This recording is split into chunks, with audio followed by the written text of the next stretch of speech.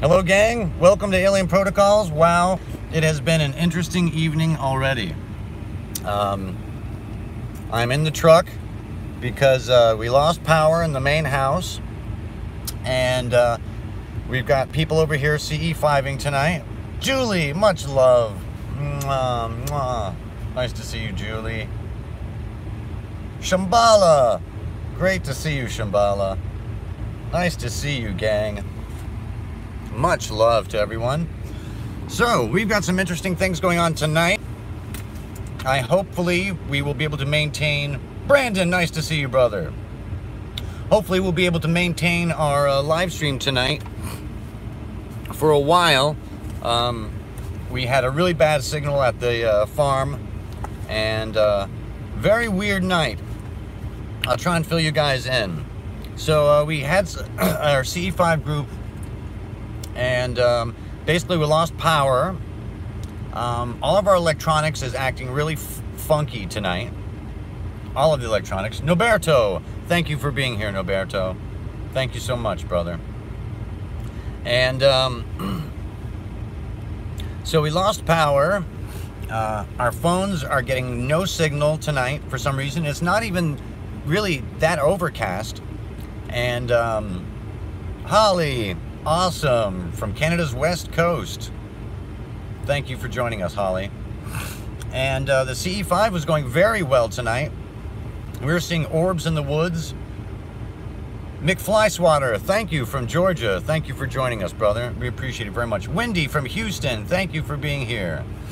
Ayn, oh, I didn't see your viewing yet. I didn't see your viewing yet. I got a couple of the viewings in from last night, but we'll get to that in a few minutes. So it's been a very interesting night. We saw some orbs in the woods, which we don't always see that often.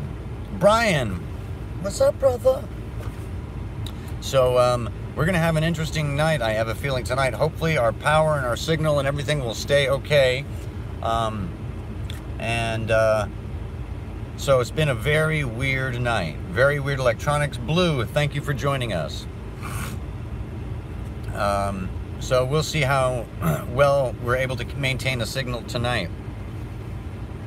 We had a really interesting live stream last night, and our investigations have begun pretty well. I'm really excited about Malmstrom and our Peru investigation, which is pretty daring because the Peru operation is a secret operation. Yes, always weird electronic stuff, especially on sighting nights. You know, if you have a sighting, expect some weird electronics to be going on. So, Julie's getting some coffee and donuts ready. Oh yeah, they're here. UFOs always shut down power wherever they are, even cars shut off. Yeah, I know, it really, it sucks. Thank you, Bubs. Reds is a good color, right? So, we've got a lot of different interesting things to look at tonight and go through. I don't know how deep down the rabbit hole you guys want to go tonight, but there's some interesting depths we might go to. But first I'll just fill you in on a couple of the things. We had a really interesting live stream. I mean, not a live stream, but CE5 stuff going on tonight, and maybe I'll get some of the gang to come in to the truck in a little bit. But we got some remote views back in from last night. We have some interesting news on Peru. We have some interesting news on Harry Reid.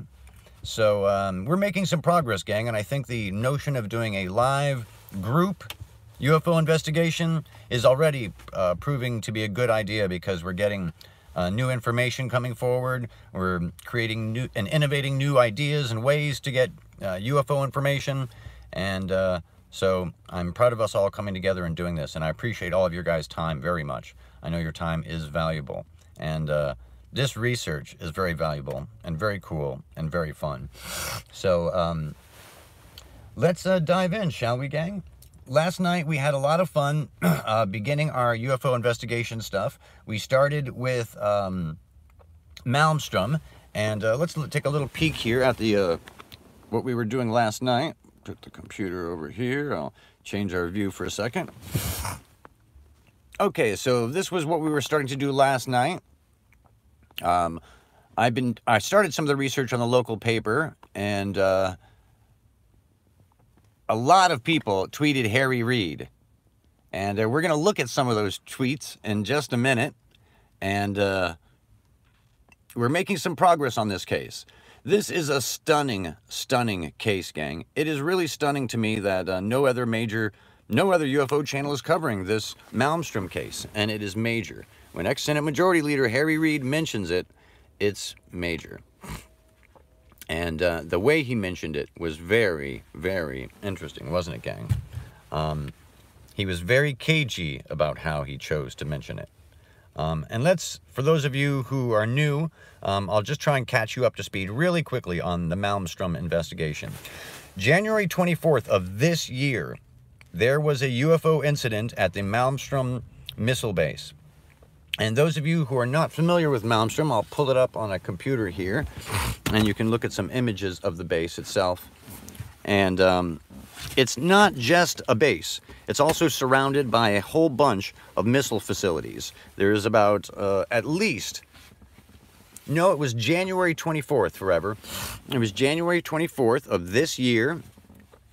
And this is what ex-Senate Majority Leader Harry Reid had to say in New York Magazine. They asked him a question. If the press read those reports, let me put it this way.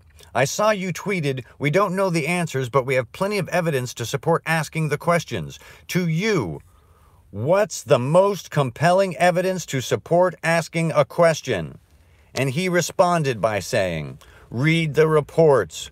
Read the reports. We have hundreds. Eric, 2-3 weeks ago, maybe a month ago, in Montana, they had another strange deal at a missile base up there. It goes on all the time. That is interesting, isn't it? Yes, I've seen that, White Mouse, and in fact, I have your tweet right here, you clever mouse. You're very clever for a mouse, I must say. So here's my tweet to him today. Senator Reid, did you hear there was an AAV-caused blackout at Malmstrom this year? Thank you, sir. And we have more tweets from the gang. Where's the other tweets from you guys? Here's White Mouse's. Oh, I think I got a clearer one than this, White Mouse.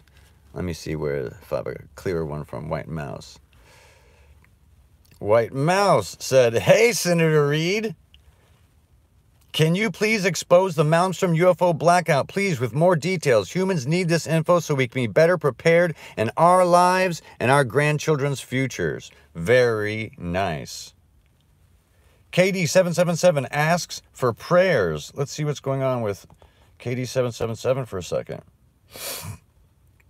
It's burning up here, very smoky outside. It looks like the end of the world. Oh, in Paradise, California. They want some prayers. Do you guys know about the wildfires out there, gang?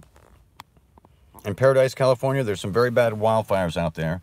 And KD777 is asking us for prayers. So please send prayers. White Mouse, very nice job with that tweet. We also have a tweet from Julie to Senator Reid. Very nicely done, Julie. And Julie says, Senator Reid, will you please let us know what you know about the events at Malmstrom on the 24th of January? Please, we are seeking the truth. Will you assist us, please? How awesome is that? No, he has not replied yet, but he did tweet on this subject a while ago, and Jason actually responded to him back in December of this year. So Jason's been a couple months ahead of us on our investigation. So, gang, very, very cool responses from you guys. Very, very cool that we're putting the pressure on Senator Harry Reid. And I have a feeling if enough people tweet him, he may just tweet back and just finally submit and admit that he knows about this amazing case. And he must have inside information, right, gang? because there's no way that he would have brought this up when they ask him, what's the most compelling evidence for asking the question about UFOs? And he mentions this case first. This is a big deal, guys. It's not a small case. So, let me pull up on this other computer here. I've got all these computers set up in the truck because we have no power in the house and there's frozen people. And I'm here in the warm truck, right? I'm such a jerk. All right, so I'm going to bring up some more of the information here on Malmstrom. Guys, this is an amazing case, and I'm stunned that we haven't gotten more traction from other UFO groups. I wonder what Robert Salas would say. Okay, so we're bringing up some more information on this computer over here. And hopefully we can get some traction on some of this. We've got our FOIAs in right now, so we're hoping that's going to help and get us some more information. And all we can do, gang, is keep knocking at the door. We're not going to give up. Here we go. Here's the base. Right? On the left-hand side there. That's Malmstrom. This is Minot. This base also had quite a few, at least 2 UFO sightings in that famous event where they shut off the nuclear missiles. And down here is a base that very few people really consider or think about when they think about nuclear missiles, but Warren Air Force Base has a lot of missiles. So, and here's Malmstrom. This is a very interesting situation this year, guys, with this case. Let me see if I can pull up some more info here for you guys. Okay. So, if you look here, on the right side of the base, east of Malmstrom, you can see all of these missile sites. Look at all of those missile sites, guys. Isn't that disgusting?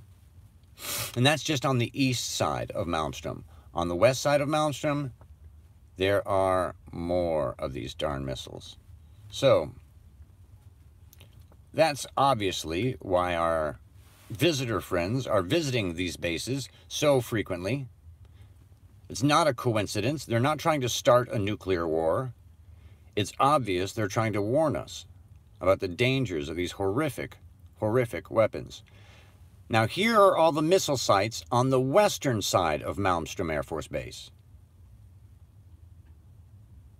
Yep, Russia sure does too.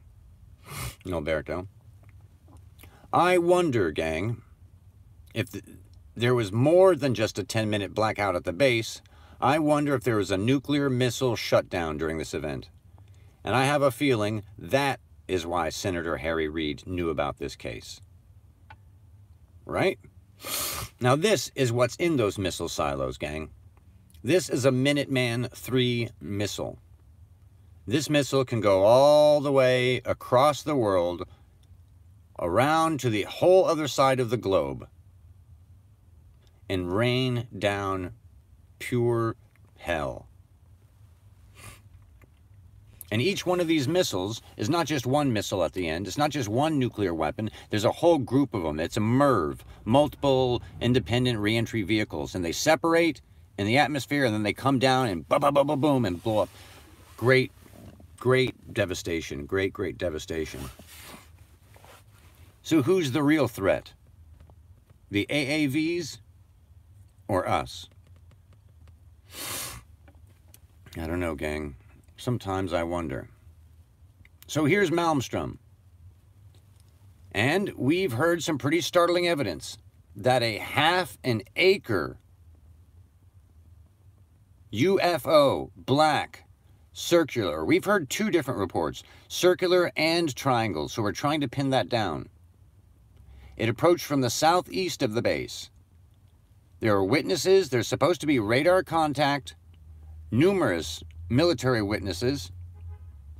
So this is pretty intense stuff. Here's another one of our tweets to Harry Reid.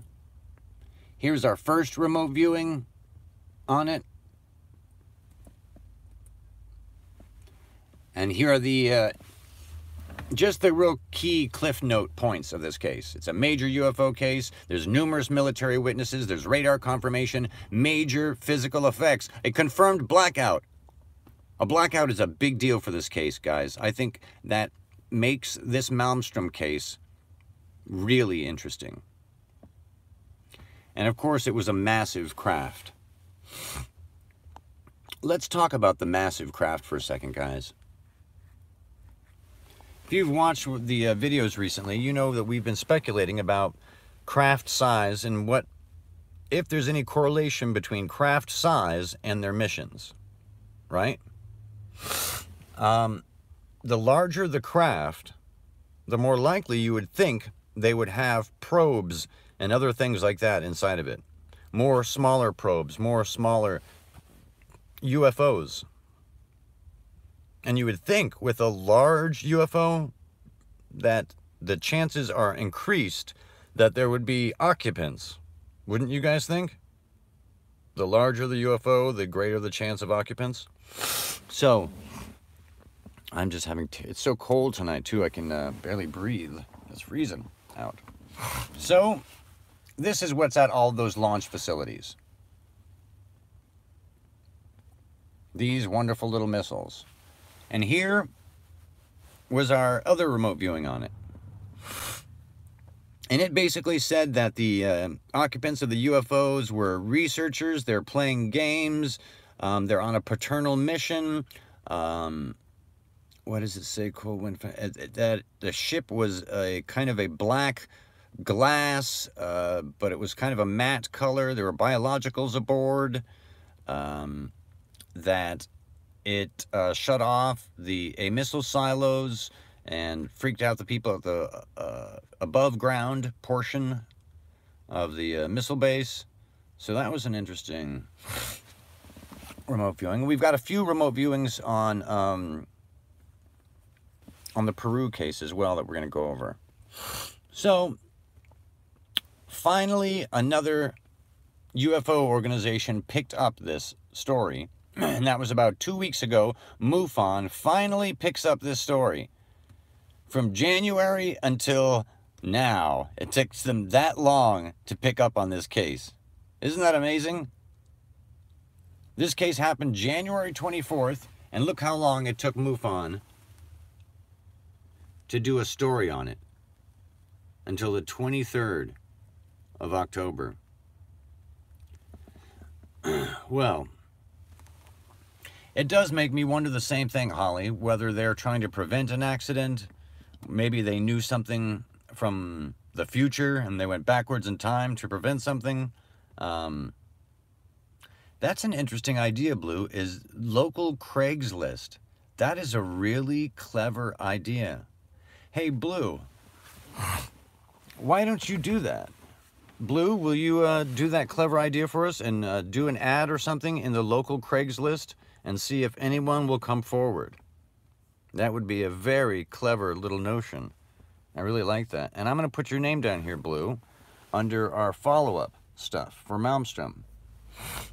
Would you like to do that, Blue, for us? So I'm going to put Craigslist. Craigslist. And then I'm going to put Blue. B-L-U-E is going to follow up on that. Cool. All right, now... let's do some more tasking, shall we, guys? Let's task someone to call the local library. I know it sounds crazy. I know it sounds like a high school book report. We're doing this investigation like a high school book report. But you never know where you can get interesting information. Does anybody want to call the local Malmstrom library? Anyone want to do that? Or anyone want to investigate the native lore? Anybody?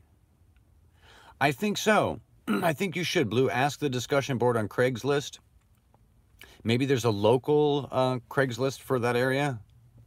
And Julie's going to take the library. Julie, you rock. Thank you for helping, Julie. And Julie's going to cover the library. Awesome. Okay. I am stunned. Every day that I just think about this case, I just cannot believe other people are not covering this case. And I'm kind of excited that we are. That's really, really cool. Okay, so I think we can... Did you used to be a librarian, Julie? That's hilarious. Well, you will have some inside track on that, won't you? That is awesome. That is awesome. Let's try and brainstorm some more on Malmstrom, gang.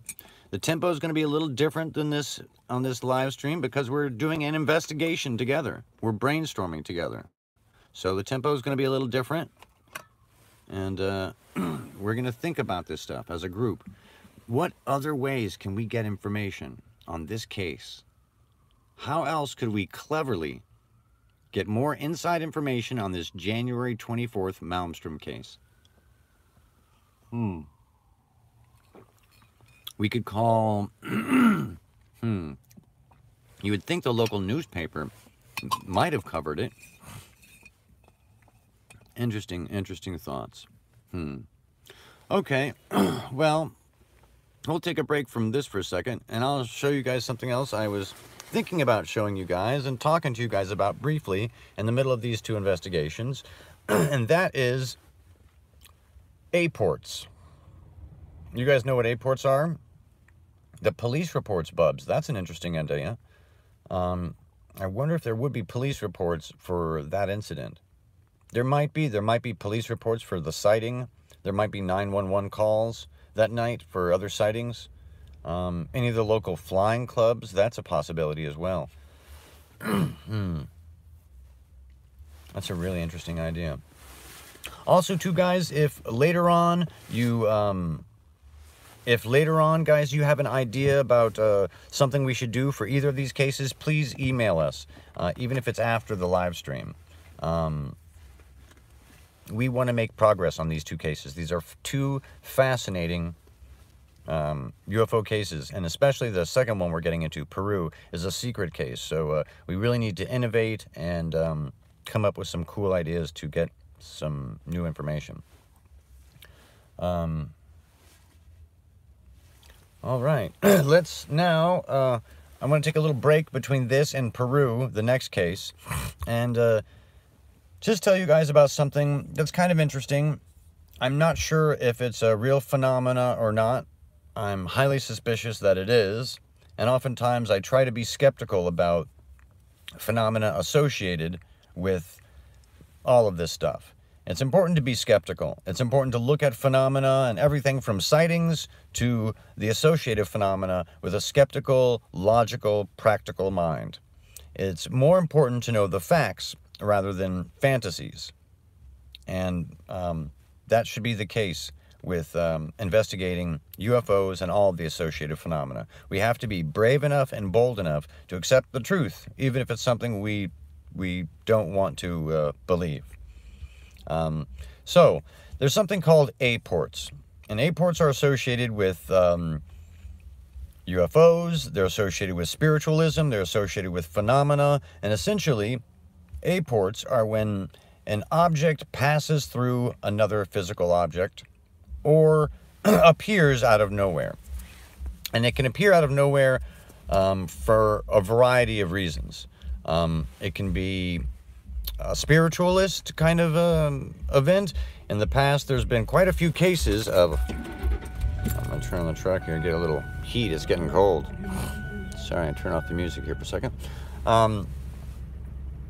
That A-ports have a long history, and as you guys know who've watched this channel, we were interviewing Dr. Browdy, and we were talking about A-ports, and how all the way back to the late 1800s, the spiritualists, different people were doing A-ports of a wide variety of kinds. And I've had a couple weird events that I'm not sure are A-ports or not. But I have the objects, and I'll just tell you the incidents and what happened, and show them to you. The first object is... I brought them all for you guys. I was with Stephanie, and we were coming... we were in the Bronx, and we were coming to the truck, and out in front of this big kind of like sidewalk area, we hear a ding. Like someone threw something at us, or we dropped something out of our pocket or something, and turn around and find a little owl thing. This little weird owl thing. And it was really weird because that day we were talking about owls, and it was just a weird little object. So I've always thought that this was weird, and because it was so weird, just decided to keep it. Isn't that neat? This little owl thing. And another very similar incident that happened was same thing. Everything fun always happens around my truck for some reason. That's a Siamese cat. I don't think that's a Siamese cat. It doesn't have a nose. It looks more like a, doesn't it look more like an owl to you guys? Does it more look an owl or a cat to you guys? I think that's an owl. And then the very similar, same exact thing happened, and I got this coin. This weird coin. Isn't that neat? And the great thing is, both of these, I had Stephanie with me, so that was pretty awesome. And I doubt this last one is an A-port. It could be, but I don't know. And you guys may remember this one. This one was by my truck one day. It was sitting up on the front of my truck. It was sitting up on its legs. Like some kid put it on my truck or something. And the funny thing is, this character from Dragon Ball Z is like a, you know, super telekinetic guy. So I thought that was really weird and kind of funny. Anyway, I doubt a plastic doll would be an A-port. I don't know. I think, you know, humans have a lot of junk and there's a lot of weird things a lot of places, but kind of interesting, right? Very weird when little weird coincidences like that happen in life. But I thought the coin was interesting. One more time. There's the coin. Very weird, right? And then here is the owl. Once again, the owl. It has those cool little sparkles. You see that? Look how it has a little...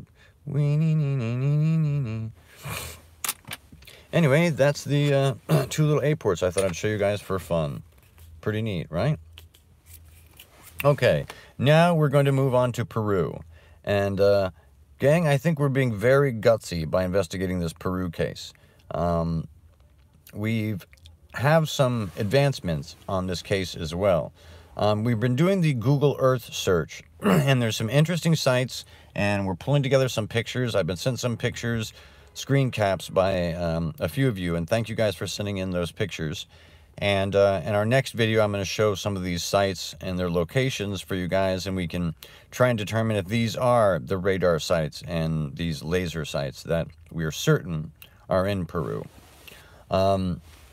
There also was one of us who chose to reach out, Josby, to Wygand, and he connected and is going to start asking some questions for us. And I think those questions are going to be very helpful in getting some more information. Like if we find out exactly where he was stationed, exactly the base, his unit, if there's any other people in his unit, his names he remembers that we could reach out to, his commanding officer, any of the locations that he can remember, the location of the crash site. All of these things we're going to try and get specifics on, and we're going to hunt them down as a team. Because this case is a really serious case, gang.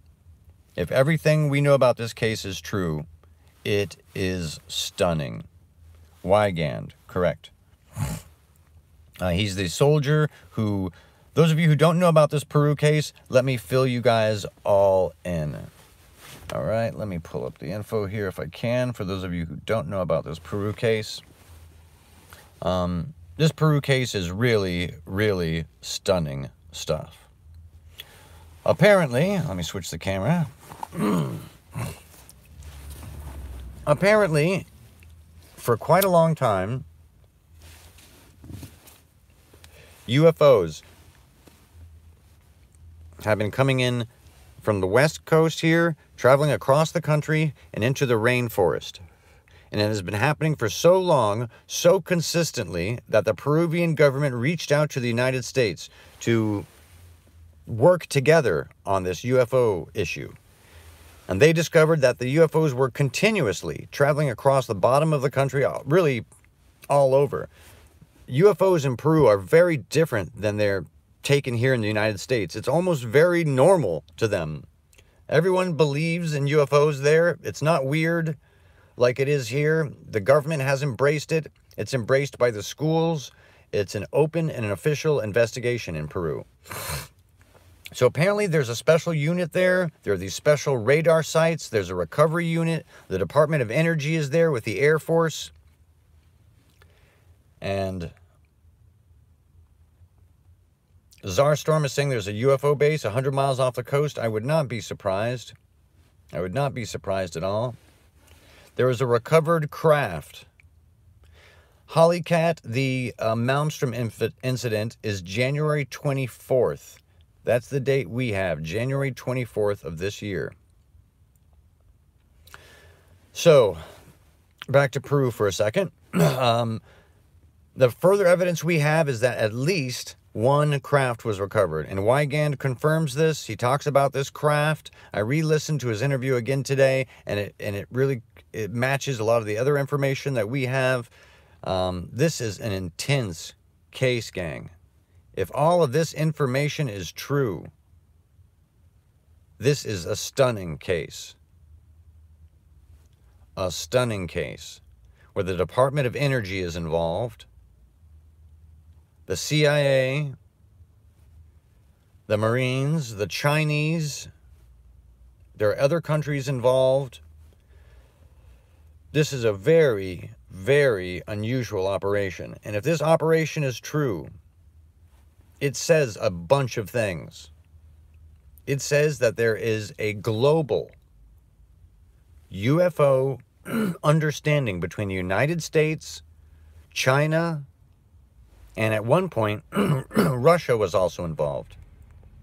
Yan, thank you for joining us, Yan. So this is really a stunning... This case could crack open so much, it's not even funny. Luis Elizondo said that South America is crucial. South America is critical in our understanding of this phenomena. And this is part of the reason why, gang. Because UFOs have a severe and intense interest in the rainforest. Brandon asks an important question about Senator Harry Reid. There is a better way to reach him than tweeting. That's to call his office. If someone was really gutsy, they could call his office and ask him directly. Say that you're an independent investigator investigating UFOs and researching, and you'd like to confirm that he did hear about this incident. And that's all you really even need is a confirmation. He's probably not going to spill the beans and say how and where he got the information about the missile sites being shut down. But very interesting. Yes, White Mouse, that is interesting that January 13th was the Hawaii alert. It is interesting. Well, so this case is stunning. Stunning, stunning, stunning. If we are shooting down UFOs, if we've created a trap along the border here of Peru and we're shooting down UFOs, and these craft themselves are sentient, and the occupants are sentient, then that is horrific. That is horrific if that is true. And it looks like it's true, gang. I have a document that I may post soon.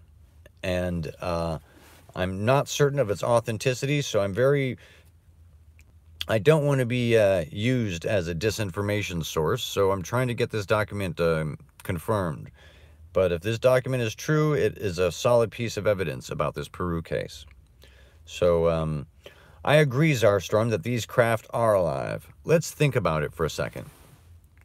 Let's just think about it, shall we? Our jets nowadays are incredibly, incredibly smart, aren't they? They're very... We have a lot of smart jets And here's China's new F-20. Look at this thing. This is a stealth jet. And our jets are so intelligent, so smart already, so stealthy, and so fast. Just imagine what a civilization just 100 years more advanced would have than us. Just imagine how fast and how stealthy and how intelligent their craft would be. Just 100 years more advanced than us. And we know how smart our cars are. There's cars now that give you a warning if you cross the line. So you can be sure that these craft are intelligent. They must have a computational ability to fly around and to have sensors, to pick up all the information around them, to do a lot of this advanced flying. They must have computational ability. We are still live, Holly. Can you guys hear me? Am I live? Can you guys still hear me? You good? There's a lot of weird advanced craft out there. A lot of weird advanced craft. Okay, good. All right. Just making sure. So, if these craft are so advanced, then I have a feeling our AAVs are incredibly advanced, incredibly intelligent. And as we were discussing before, if some of these motherships have at least one or two, let's just say each ship has only 2 small drones inside of it, and we can break that up by, let's say, the golden ratio. So it has kind of that beautiful symmetry, you know?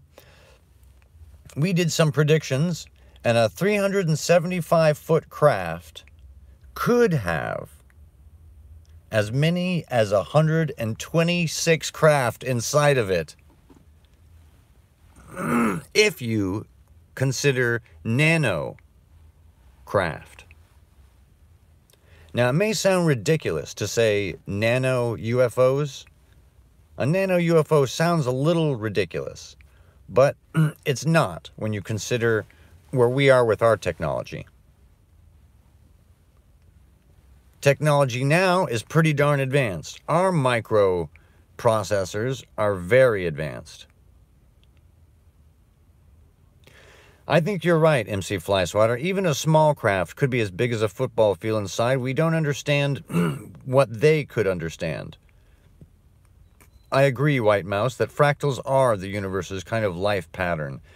There is a universal beauty to it. So, I'm going to turn the truck. It's getting cold in here. It's getting cold! So look how small these are. So you can imagine that microcraft are not unreasonable at all. So, let's go back to China here, shall we?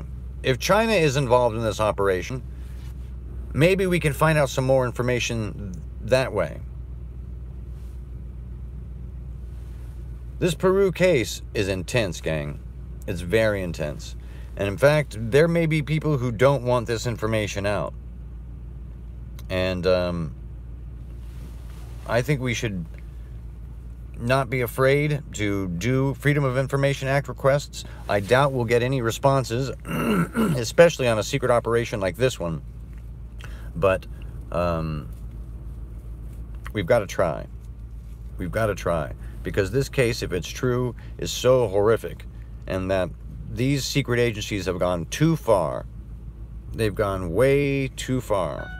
If they've created a shoot-down program to shoot down these craft, that's way too far. So we have people, let's go over our to-do list for Peru. We're going to continue to do Google Earth. We've got FOIAs. I have not submitted the FOIA yet because I haven't even wrapped my brain around what FOIA to submit yet. Josby is going to continue to contact Jonathan. We've got different remote viewings. We've got one remote viewing in now that's getting some analysis done on it. I did my remote viewing, and I don't have it with me on the memo pad here. Shambhala is going to reach out to L.A. Marzulli over this case. We've got a few people who are going to check out the petroglyphs and the Nazca lines, and if the archaeology has any correlation. Giorgio, I'm going to reach out to my friend Giorgio and to see if he has any understanding about this case, if he has any connections, and if Rama has any understanding of it. We have a hacker friend who's supposed to do some hacking for us. It is official. We do have someone who contacted me who is going to be doing some hacking for us, hopefully. Very interesting. No, I have not spoken to Grant about Malmstrom yet. Grant is investigating other angles and stuff, and I don't think he's chasing individual cases as much as, he has in the past, or other groups are. So, I would hope that other people would take up this case. I mean, I'm just stunned that other UFO investigators haven't taken up Peru or Malmstrom. Zarstorm, great seeing you. Thank you for being with us, Zarstorm. And David is going to reach out to Sixto. And they're here is going to reach out to his grandpa and cousin in Milagros. So, very cool. Very cool, gang. This is a really intense investigation. And, well, that's it. I'm not going to belabor the point too much tonight. I think we've got a lot of investigating still to do on both of these cases. I think that the Malmstrom case, we're starting to make some headway, and we're getting some progress, and we're going to continue to keep knocking on that door. We're not going to give up that easily. And the same thing with Peru. This case is a mega case, gang. This case could start a congressional investigation. This case right here could start congressional hearings on this stuff. This is a major, major case. And I appreciate you guys all coming together and working on all these cases together. I appreciate your guys' time. This research is really crucial. And getting the truth out there about all of these is crucial. The public needs to know that we're being visited by advanced civilization that's trying to warn us. So, thank you guys very much. Mike, you did see something on Reddit. Talking about stuff that happened, way back. Oh, the old Malmstrom case, maybe. Not this new Malmstrom case. Is that correct? In the UFO thread. Interesting, Mike. Interesting. Well, this is crucial research, gang. This is crucial research, and I appreciate all of your guys' time very much. And thank you. I'm sorry I couldn't broadcast from the farm. We just had one nightmare after the other. I have people now in the house with no power, and I drove away and left Stephanie to deal with everybody. So I'm gonna go back and see if we can stir up any more CE5 magic tonight. But I love you guys. Thank you for joining us so much. Thank you for your time. Please, if you have any of these tasks for either of these two investigations, either Malmstrom or Peru, please follow up on them. They're both very important investigations. And thank you for participating in a live UFO investigation. Pretty cool, gang. Let's get at it. Let's get the answers. Now we end every live stream with a meditation for a group or people or someone who needs assistance. There's the Maharishi effect, where the power of numerous people, their prayer and their positive intention and love can make a difference. There have been numerous studies that prove this beyond a shadow of a doubt. So we're going to ask for your help. And I got a request tonight from somebody who asked for help. And I'm going to ask you guys for helping this person. This person has 2 family members that are plagued with alcoholism. And both of them are going through horrible, horrible difficulties. They're about to lose their kids, both of them. The whole family is plagued with alcoholism and arrests and domestic violence and abuse and Great Depression. And I want to ask you guys for your prayers for this family. And the family has asked us for our prayers. And they want to break the circle. They want to break the cycle of violence. They want to break the cycle of alcoholism. And I just want to speak on this subject for just a moment. There is no shame in getting help for an addiction. If you've got depression, if you've got addiction, if you've got any problem, there's no shame in getting help for it, guys. There's no shame in getting help for it. So I want you to pray for this family. And we're just going to say it's for Linda's family. Okay, so put out your intentions of prayer and love that these two young men who are plagued with alcoholism and very abusive situations, that and they're dealing with the law as well too. One of them is about to lose their kids. Andy, bless you for your recovery. Bless you for your recovery. More power to you, brother. God bless you. So let's pray for these people, this family, that they will see the wisdom of stopping the drinking, of confronting their issues. Hopefully there's a Narcotics Anonymous or an Alcoholics Anonymous there, and they can start going to the meetings and see the power and the beauty that comes from a clean and sober life and getting rid of these massive crutches that can destroy your life. They're a trap, and you're better than that. You guys are stronger than that. You can break that trap. You can break that cycle. You can claim your lives. Oftentimes, drug and alcohol addictions are based on people feeling a hole in their life, that there is major depression oftentimes, and they try to fill that hole with alcohol and drugs and all sorts of different unhealthy activities. And we pray that these people will see that love can fill that hole more completely and heal that hole. And we hope that they see the wisdom, that they will have a better life, a fuller life, and a richer life, the life that they deserve. You know, we all go through great adversity and great difficulty just being here on this planet. And you can make it all worthwhile by kicking away some of those traps, kicking away some of those things that are trying to trap you. And you can claim a better life. So, let's pray for them, and let's pray for everyone suffering from depression and drug addiction tonight. So that's going to be our Maharishi prayer for tonight. So all those suffering from drug addiction and alcoholism, and especially Linda's family. All right, gang, let's put that intention out there. I love you guys. If you have any ideas on how to get more information on this Peru case or Malmstrom case, let's get at it. Big love to you guys. Have a good night, everyone. Enjoy your evening, if it's an evening where you are. Much love. Thank you, Blue. Thank you, everybody, for your time. Love you guys.